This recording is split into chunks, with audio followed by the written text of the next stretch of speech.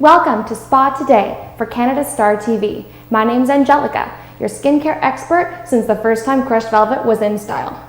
So today, as I alluded to last time, we're going to be talking about exfoliation. It's a big buzzword. The JLo Glow came around early 2000s, late 90s, again, crushed velvet era, a little bit after. So how often do you want to exfoliate? What different kinds of exfoliation are there? What should you look for? What should you stay away from? Stay tuned. It's short and it's totally worth it, so don't worry. Okay, so what you want to do is last time we talked about the steps of cleansing. You want to oil cleanse, you want to either foam or gel cleanse. We covered that last time. Then you're going to want to do a cleansing water, a toner, an essence, which is a whole other subject. But if we're stripping down bare bones, you want to double cleanse, 1, 2. Let's say 1A, 1B. Then you want to exfoliate. How often you want to exfoliate really depends on your own skin. I'm a big believer of a daily polishing instead of a weekly scouring. So too much of a good thing really is just too much and it becomes a bad thing. So what you want to do is on skin that's a little bit damp, not completely dry, you want to use an exfoliator. Again, what kind of exfoliator you need depends on what type of skin you have.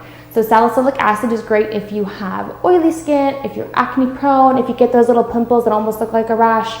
Glycolic is one of my personal favorites. I'm prone to hyperpigmentation, so glycolic isn't for everyone. Again, see your local skincare professional at one of our fantastic clinics and spas that we will be talking about, so stay tuned on that as well. Lactic acid also is absolutely incredible. The reason why it's one of my favorites, and again, lactic acid can be also done as a peel, which I'm going to get into.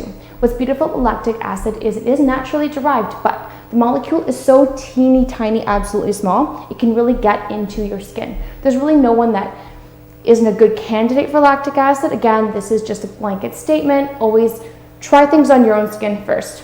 Now, you're going to get that exfoliation, you're going to get also a lot of hydration, and again, because the molecule is so small, it's really working in deep, and after all these studies, they're really discovering how beneficial it is. I don't want to say it's time release, but you keep on noticing the benefits as you go. So if you can find, a lactic acid exfoliator, beautiful. So the main types of exfoliation, I just touched briefly on salicylic, glycolic, and lactic. There is a granule, so there is a manual exfoliation, and there's a chemical exfoliation, much like the 3 that I just mentioned. Now, you can have some that kind of cross over, very common, but when you're looking at a chemical exfoliation, you're looking at something that has little granules, little grains, and then you can incorporate types of acid that I mentioned. A chemical exfoliant is going to be something like a retinol, which I think everyone over the age of 30, and actually even under 30, not that I would know, if you have acne, it's something that you're going to use at night. Really important to note, sidebar nation over here, anytime you're exfoliating, you really want to protect your skin. Stay tuned because next time we're going to be talking about how absolutely hugely important SPF actually is. So anytime you are exfoliating, really you're removing dead stuff off of your skin. There is a brand, which I can't mention for legal reasons, but it's peachy.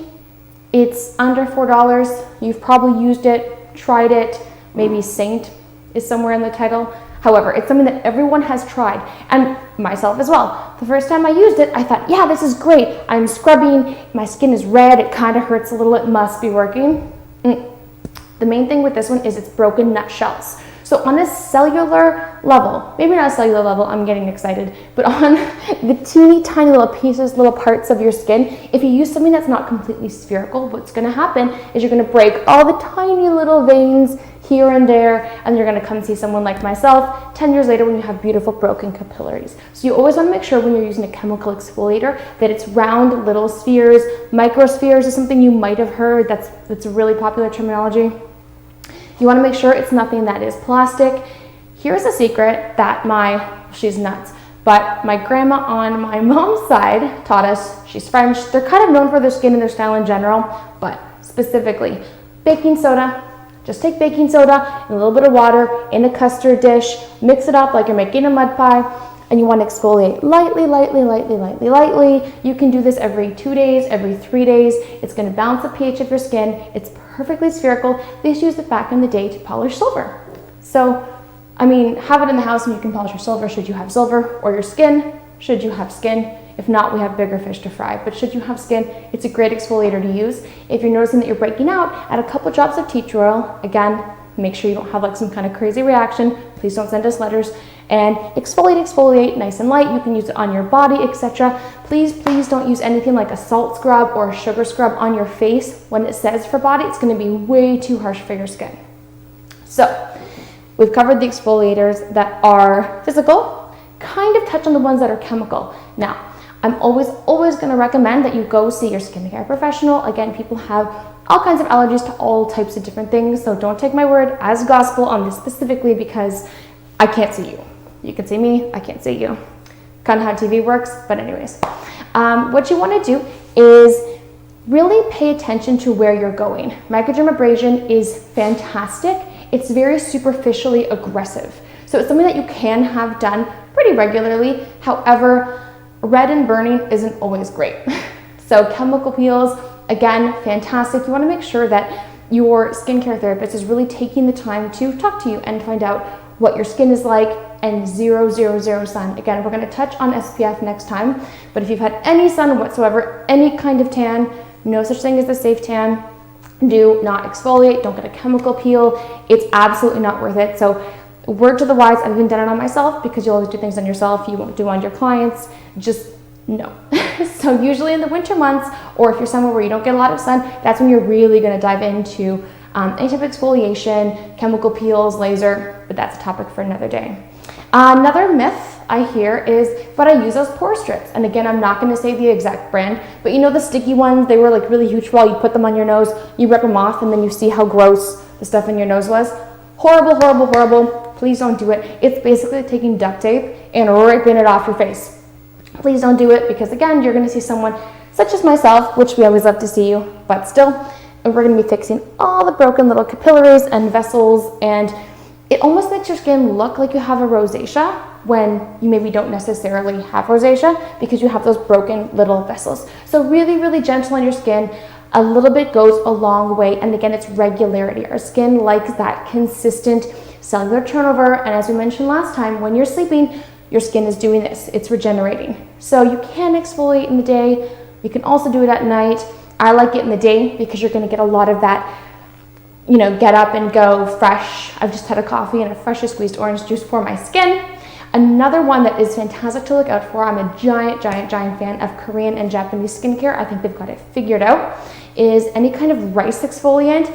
Beautiful, because again, it's very, very gentle. You don't have to have that itching, burning, tearing feeling to really have exfoliated your face properly. So next time we're going to talk more about SPF. However, I did want to say don't exfoliate every day. Regardless, there's many different types. Always test on your arm first, because the last thing you want, and that's another thing, never exfoliate before you have a big date. You're going to see an ex you hate. Anytime you have something like really, really big to go to, don't do anything drastic, fake tan. Not that I'm speaking from experience, but you always want to make sure that you are going to test it out a week before, maybe 2 weeks before, but don't go nuts and haywire and exfoliate the crap out of your skin, pardon me, before you have a big event to go to. So slow and steady wins the race. And again, you always must moisturize. And again, how fancy you want to get with the serums and the essences and the moisturizers is completely up to you. I like to be as complicated as possible when it comes to my skin. So you're going to want a serum, moisturize, and absolutely SPF after you exfoliate. So hopefully this has shed a little bit of light. Again, I could talk about exfoliation for days and days, but it's something that slow and steady wins the race. Always try on your arm first. And again, the two main kinds, sometimes less is more.